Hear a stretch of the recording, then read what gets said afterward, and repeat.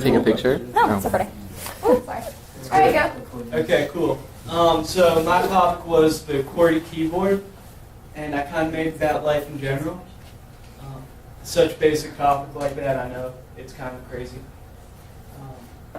But let's start by how it was invented. This is actually a picture of the first patented keyboard by Scholz. I wouldn't say his first name was Richard, I just remember his last name is Scholz. And pretty much the first time that he made a keyboard, he had these things called type bars, which you can see right here, these little lines.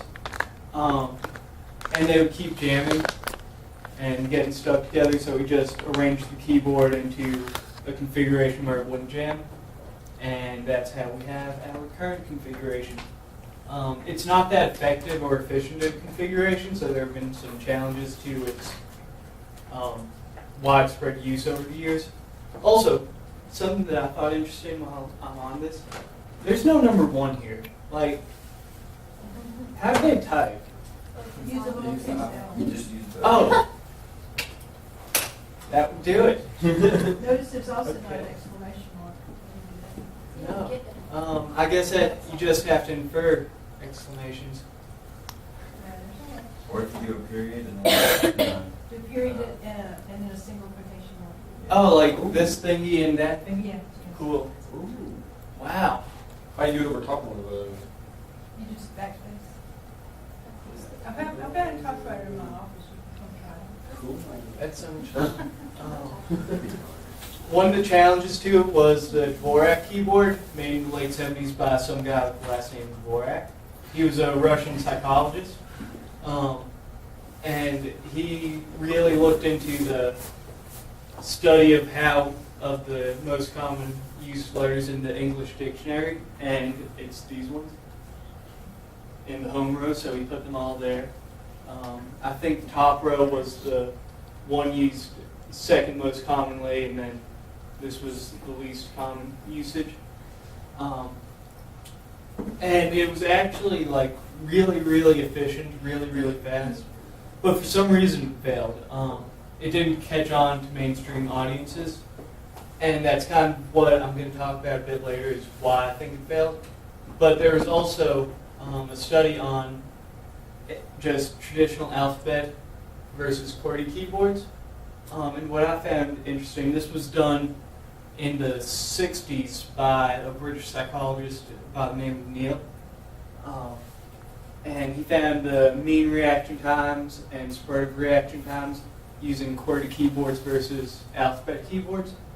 And at the age of 8, you can see that there's like a huge difference between the two. But as you go on, it actually gets to be less, which I found was really, really interesting. It shows how our minds adapt. And my final slide is my favorite question in the whole wide world. Why? So that's kind of what I want to talk about, is why didn't it catch on, why I chose this topic, and why we still use QWERTY, and have changed QWERTY if you want to. The reason I chose this topic, honestly, Obamacare was too much for me to take on, and I just wound up. I was chatting with somebody on Facebook one day, and I looked at the keyboard and like, why is it so awkward? And hence my subject was born. The why we still have the keyboard, from what I found. This guy named Jean-Philippe Verne, I think I pronounced his last name right. It's French, though I probably butchered it. He looked into it and coined the term path dependency, which I really enjoy. Pretty much, you use what's already there. Why try to reinvent the wheel if what you have is currently working? And that's why it's remained our keyboard for the past 120 years.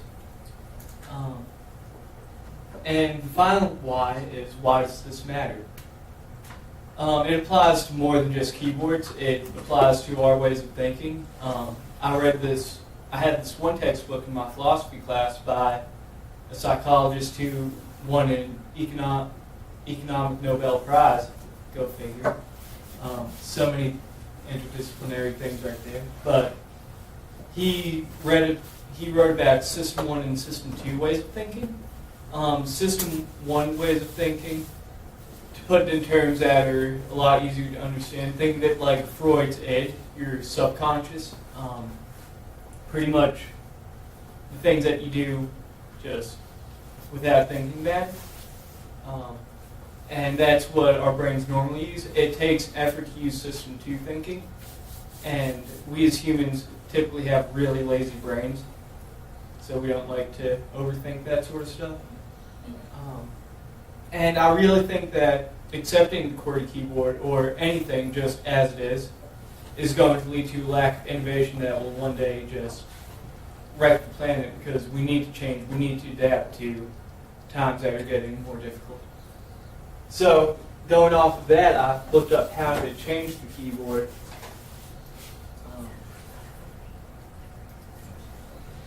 And we're just going to go to Google here.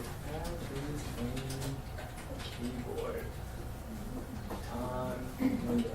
Yeah, all you Apple users are kind of SOL, because I don't use that. How to change your keyboard layout. Support.microsoft. And what it pretty much says is, let's go ahead and click Start.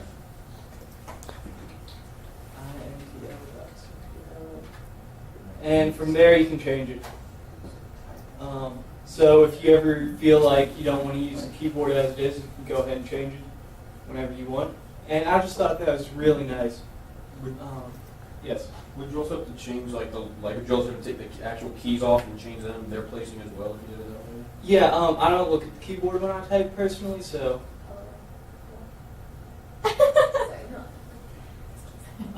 Maybe I'm a bit of an anomaly like that. But if you look at the keyboard, you would have to write over it. I guess take a Sharpie. That's what I would do. They have sticker sets as well. Yeah, they have sticker sets. There are digital keyboards like the ones on your phones. Hey, Team Joy guys. You can go ahead and use that and just change your layout. I think I can do it in my settings just automatically. I don't know about Apple, but I'm sure it's pretty simple. So any questions, comments, concerns? Carol?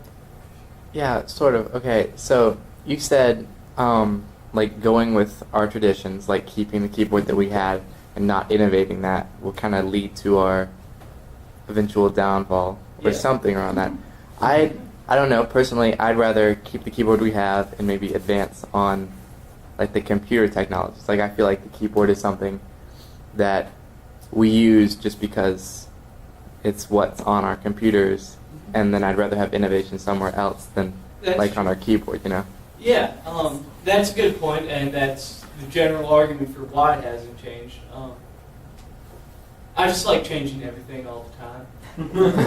And I think that I see the sign, sorry. And I think that changing things will wind up helping us in the end. Whether or not QWERTY is the most efficient use of change, I don't know, but I think it's just one example of something that can change. Any other questions before I get off stage? Cool.